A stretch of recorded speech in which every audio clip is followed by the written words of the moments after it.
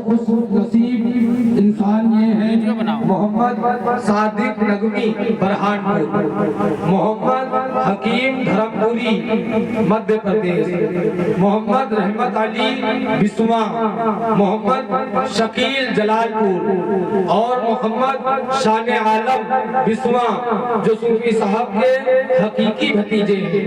इन हजरात से मेरी गुजारिश है कि हुजूर साहिब सज्जादा के पास आए और अपने सर पर खिलाफत का ताज रखवाएं।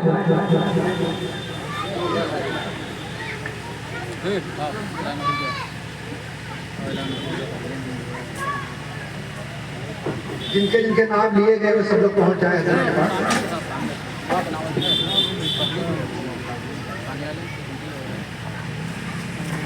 खिलाफत का ऐलान हुआ, पगड़ी आगे बढ़ते